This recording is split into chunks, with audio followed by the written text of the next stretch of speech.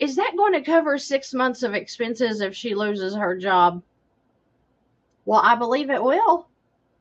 Is that going to cover if she has a car repair she needs to take out? I think so. So, Dave, does she need 6 months of savings sitting somewhere? Does she need to stockpile a whole year of income in the event that she has an emergency? It seems like she has 165,000 sitting here waiting for her to use it if she needs to. So, since we're in a credit society, and since we know that every dime we put into a checking or a savings account is what? Is it used by the bank so that they're loaning your savings out to other people? Up to 900% maybe? Well, I know. How about we take the money out of our savings and checking and we put it into our debt to get rid of the debt, so that this whole 360,000 that is her equity in her property is sitting there available for her to use as she needs to use it, instead of letting some ridiculous amount sit over here in a savings account that inflation is eating up. It's not that hard. You just have to know what their strategy is to make them money compared to your strategy is to get rid of the debt and keep your money. What is the payment for the line of credit? We're going to talk about that. So we have $4,200 now in cash flow. So cash flow, monthly expenses. You notice I didn't put a payment for this line of credit in those expenses. Well, let's see why. So we now have the $122,000 that we have in debt over in our line of credit. And we're going to make this a really high line of credit. The average rate right now for a HELOC is 9%, and that should be falling and maybe has in your situation. But we're going to make this a 15% line. Let's make it a 20% line of credit. 20%. Okay? You're not going to pay that on a home equity line of credit unless they are just taking advantage of you. $122,833 paid off all of this. Now we're putting your income here. So with these HELOCs, they will either have a checking account linked to it, or you can link your checking account to the HELOC. So what that means is as you get paid, so this $5,200 comes in, she deposits her whole income. Matthew Pillmore calls this paycheck parking. So your whole paycheck, it doesn't matter if you're paid daily, weekly, bi-weekly, bi-monthly, monthly, whenever you get paid, transfer your income in. That $117,633. She's going to be paying her expenses. Remember, the $1,000 she has for food, gas, whatever she pays in expenses will have to come back out. And of course, she's going to have interest as well. Now, what happened to the payment on the HELOC or any line of credit when I transferred my income in? What happened? It satisfied the monthly payment, right? So where's the payment on the HELOC? You just satisfied it. Your income went in, the payment's made. Does that make sense?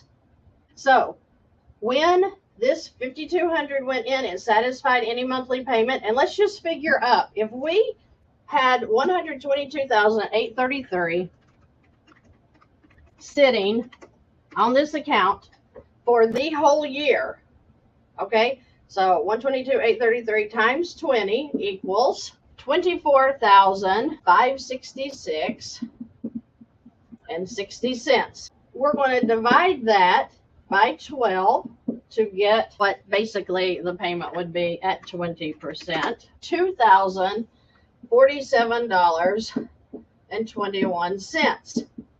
Now, is she going to pay $2,047 on this account for this first month? Maybe, but she's going to have to let that balance sit there the whole month, because if her income went in, the balance is going to come down. So she's not going to be paying that much in interest.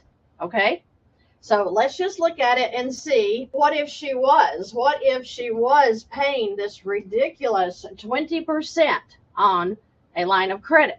Let's add it in there. So add 2,047. Let's just do 48 to make it even. In interest. What is the actual interest on this account going to be? Well, first of all, it's going to be at about a 9%. And they're going to average. So the bank takes the average daily balance and charges the interest rate on that. So if we have an average, that would be 117,633 plus 122,833 divided by 2, then times your interest rate. Okay, so that's going to give you the average. So if we were actually figuring what the interest was going to be if she were at a 9%, which is the average rate as well, it would be about $900 a month. So I'm just showing you a high to show you that this still can work even though you have a high interest rate. Remember, she had 10 years left on this mortgage. 120,681. What?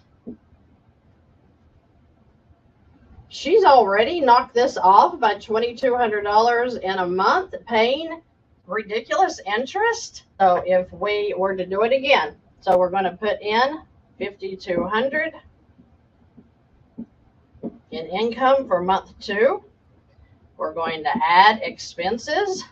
And now I'm going to figure the interest on the high balance. Remember what I said is the average daily balance, but I'm going to figure it on the 120,681 times 20%. Yuck. That means she's going to be paying 2,011 in interest. 118,492 is going to be the balance going into the 3rd month. Are we making sense on what this looks like? 113,292. Wow, it's looking like we're really making progress here.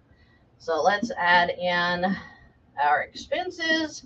And then again, we're going to take it off of the high balance, 118,492 times 20% divided by 12, 1976.